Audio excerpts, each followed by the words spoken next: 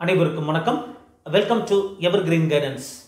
NEET examination எழுதுறதுக்கு அப்புறம் மாணவர்களுக்கு எந்த கல்லூரி கிடைக்கும் அப்படிங்கிற எதிர்பார்ப்பு இருக்கும். பெற்றோர்களுக்கும் தன்னோட குழந்தைகளுக்கு எதிர்பார்க்கிற கல்லூரி கிடைக்குமா அப்படிங்கிற ஆர்வம் இருக்கும். பொதுவாகவே கவர்மெண்ட் மெடிக்கல் காலேஜ் தான் போக நினைப்பாங்க, ஃபீஸ் கம்மி. பட் ஒரு சில குழந்தைகள் கவர்மெண்ட் மெடிக்கல் காலேஜ் கிடைக்கிற மாதிரி இருந்தாலும் கூட நான் ப்ரைவேட் மெடிக்கல் காலேஜில் படிக்கிறேன் அப்படின்னு செலக்ட் பண்ணுறாங்க. பெற்றோர்களும் அதை விரும்புகிறாங்க. அப்படிப்பட்ட ஒரு கல்லூரி எதுன்னு பார்த்தீங்கன்னா, கவர்மெண்ட் மெடிக்கல் காலேஜில் இடங்கள் இருக்கும்போதே ப்ரைவேட் மெடிக்கல் காலேஜை எடுக்கக்கூடிய கல்லூரி அப்படின்னு பார்த்தா பிஹெச்சி இன்ஸ்டியூட் ஆஃப் மெடிக்கல் சயின்சஸ்ங்க. இந்த பிஹெச்சி மெடிக்கல் காலேஜ். ஸோ இந்த பிஹெச்சி மெடிக்கல் காலேஜ் வந்து எதனால் மாணவர்கள் விரும்புகிறாங்கன்னா, நல்ல இன்ஃப்ராஸ்ட்ரக்சர் ஃபெசிலிட்டிஸ், எக்ஸலண்ட் ஹாஸ்பிட்டல், இப்படி இருக்கிற சூழ்நிலையில் இந்த ஹாஸ்பிட்டல் இந்த காலேஜ் எப்போ ஆரம்பித்தாங்கன்னா 1985 ஆரம்பித்தாங்க. 85 ஆரம்பித்து முதல் 100 இடங்கள், அது இப்போ 150 இடங்கள், 2021 250 இடங்களாக மாற்றுறாங்க.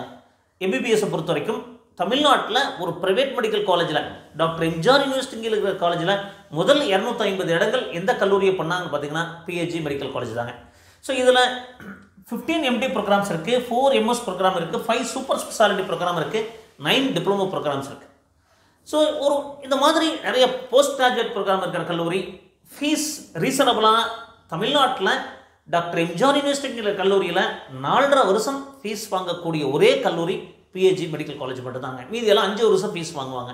ஸோ அந்த மாதிரி கரெக்டான முறையில் நடந்துட்டு இருக்கிற கல்லூரி. பிஹெச்சியில் படிக்கணும்னு நிறைய பேர் விரும்புவாங்க. என்னோட போஸ்ட் கிராஜுவேட் கூட பார்த்தீங்கன்னா என்னோட எம்இ ப்ரோக்ராம் பிஹெச்சியில் தான் பண்ணேன். ஸோ அப்படி பிஹெச்சியில் படிக்க நடக்கக்கூடிய கல்லூரியில் இந்த லாஸ்ட் 4 இயர்ஸாக எந்த மாதிரி கட் ஆஃப் இருந்தது, அது கவர்மெண்ட் கோட்டாவில் 7.5 ரிசர்வேஷன் போக மீதி இருக்கிற மாணவர்களுக்கு எந்த மாதிரி கட் ஆஃபில் கிடைச்சதுன்னு பார்க்குறோம். இதில் மிக முக்கியமாக நீங்கள் கவனிக்க வேண்டியது general rank, cut off mark, community rank. அது கம்யூனிட்டி ரேங்க் தான் இம்பார்ட்டன்ட் திங் அப்படிங்கிறத புரிஞ்சுக்குங்க. லாஸ்ட் 4 இயர்ஸாக எந்த மாதிரி இருக்குது அப்படிங்கிற டீட்டெயில் அனாலிசிஸ் கொடுக்குறேன். ஒருவேளை உங்களுக்கு சந்தேகம் தாராளமாக எங்களை காண்டாக்ட் பண்ணலாம். இரவு 9 மணி முதல் 10:30 மணி வரைக்கும் ஃப்ரீ கைடன்ஸ் பண்ணுறோம். அது மட்டும் கிடையாதுங்க, உங்களுக்கு கம்ப்ளீட் கைடன்ஸ் வேணாலும் நாங்கள் கொடுக்க தயாராக இருக்கிறோம். அதுக்கு என்ன ப்ரொசீஜர் அப்படிங்கிறத நீங்கள் காண்டாக்ட் பண்ணி கேட்டுக்கலாம்.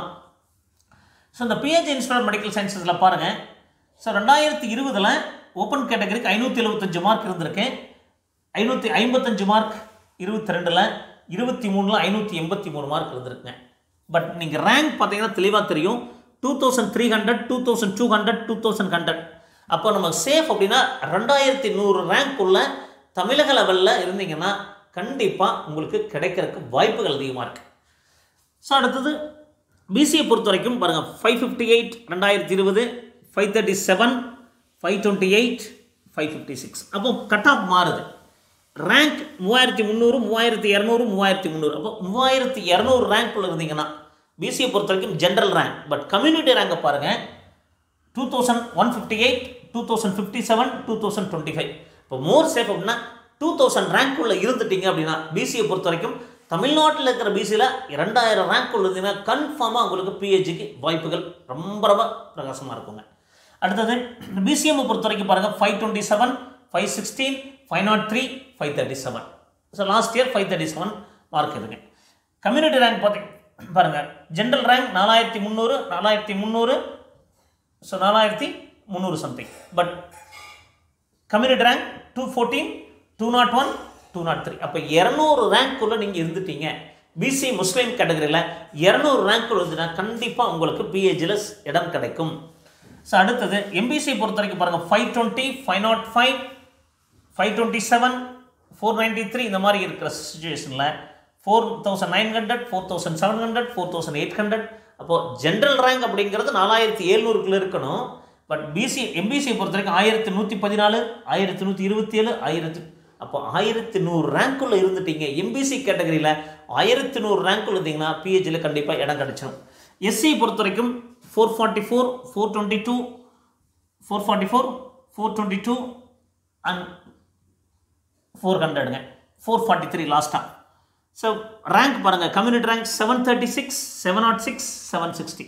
அப்போ ஒரு 700 ரேங்க்குள்ளே இருந்துட்டோம் அப்படின்னா டெஃபினட்டாக கிடைக்கிறதுக்கு வாய்ப்புகள் அதிகமாக இருக்குங்க. எஸ்சிஏ பொறுத்த வரைக்கும் பாருங்கள், 381, 361, 342, 379. ரேங்க் பொறுத்த வரைக்கும் 125, 134, 131. அப்போ ஒரு 130 ரேங்க்குள்ள இருந்தீங்க அப்படின்னா SC-Aல கிடைக்க வாய்ப்பு இருக்குது. ST பொறுத்த வரைக்கும் மார்க் 348, 307, 310, 323. பட் ரேங்க் பாருங்கள் 47, 38, 45. அப்போ 40 ரேங்க், 42 ரேங்க் அந்த மாதிரி இருந்தீங்கன்னா கண்டிப்பாக கிடைக்கிறதுக்கு வாய்ப்புகள் அதிகமாக இருக்குது. ஸோ இப்படி இருக்கிற சுச்சுவேஷனில் என்ன மார்க் எடுத்தால் நமக்கு கிடைக்கலாம் sir? Rank also important, mark also important.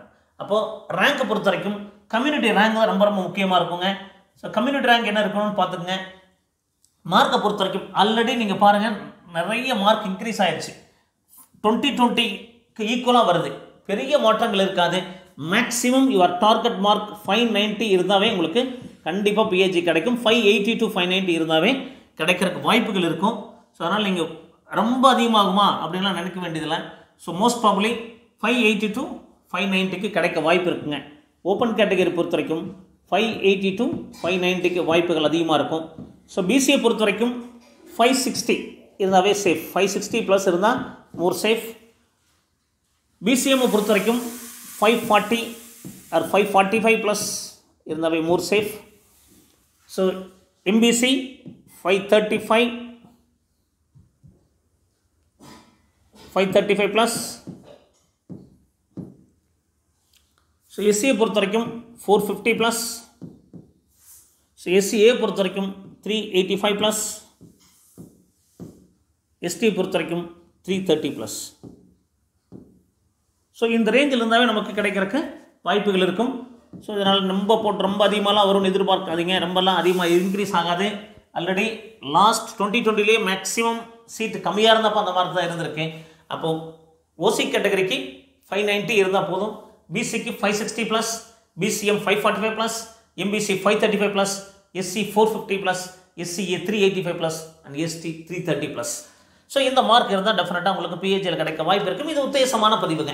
So இதில் மாற்றங்கள் இருக்கும். கொஸ்டின் பேப்பர் டிஃபிகல்ட்டி லெவல், மாணவர்கள் ரிப்பீட் ஸ்டூடெண்ட்ஸ் எப்படி பண்ணுறாங்கிறது பொறுத்தும் மாற்றங்கள் இருக்கும். இந்த மாதிரி நிறைய வீடியோக்களை அப்லோட் பண்ணிகிட்டே இருக்கும். ஸோ எங்கள் வீடியோக்களை பிடிச்சிருந்தா லைக் பண்ணி ஷேர் பண்ணுங்கள். எங்கள் சேனல் பிடிச்சிருந்தால் மறக்காமல் சப்ஸ்கிரைப் பண்ணுங்கள். மீண்டும் ஒரு நல்ல பதிவுடன் உங்களை சந்திக்கின்றேன்.